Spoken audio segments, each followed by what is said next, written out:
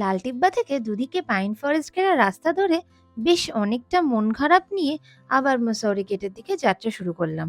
সত্যি বলতে নন্দা দেবী না দেখতে পাওয়ায় মুসৌরি ঘোরাটা কিরকম অসমাপ্ত থেকে গেল বলে মনে হচ্ছিল। আমরা আজকে দুপুরে লাঞ্চ করতে দোমা বলে রেস্টুরেন্টে এসেছি, যেটা এই লালটিব্বা থেকে কিছুটা নেমেই। তো আমরা এখন এখানে লাঞ্চ করব। অলরেডি অনেকটা লেট হয়ে গেছে। রেস্টুরেন্টে ঢুকে মেনু কার্ড হাতে নিয়ে আগে ফটাফট অর্ডারটা করে ফেলেছিলাম। আমরা অর্ডার দিয়েছি ননভেজ সিজলার, যেটা প্রাইস নিয়েছে 550। তার মধ্যে থাকবে 4 পিস মোমো, নুডলস আর ফ্রাইড রাইস, হুইচ এভার যেটা তোমরা চুজ করবে আর কি। অ্যান্ড আরেকটা থাকলো ভেজিটেবলস থাকবে। যাই হোক, খাবারটা আসুক তারপর দেখাচ্ছি।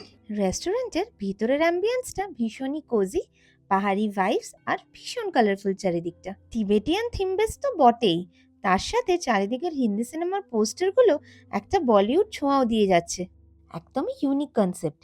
এর সাথে ছিল লাইভ মিউজিক করার ছোট্ট একটি আয়োজনও। চারিদিকে সাজানোটা দেখতে দেখতে কখন যে অর্ডার করা খাবারটা চলে এলো বুঝতেই পারলাম না।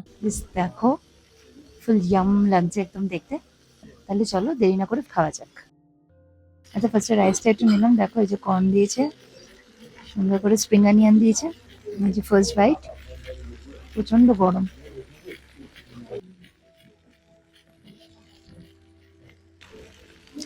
অসম খেতে, অসম। অথেন্টিক চাইনিজ যাকে বলে। আচ্ছা, এবার একটু মোমোটা টেস্ট করবো।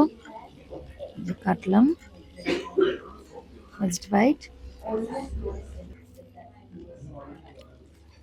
মোমোটা ঠিকঠাক, রাইসটা বেশি ভালো খেতে ছিল। আচ্ছা চলো এবার একটু এখানে চিকেনটা একটু টেস্ট করা যাক।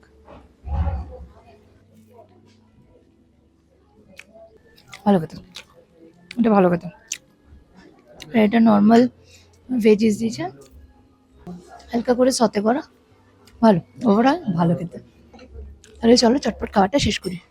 এবারের মতো মুসৌরি ঘোরার পর্ব শেষ করে পাহাড়ি রাস্তায় পূর্ণিমার চাঁদ দেখতে দেখতে আমরা এসে পড়লাম দেরাদুনে। আর তোমরা কোথাও যেও না যেন, নেক্সট পর্বে তোমাদের নিয়ে যাবো yoga capital of the world ঋষিকেশে।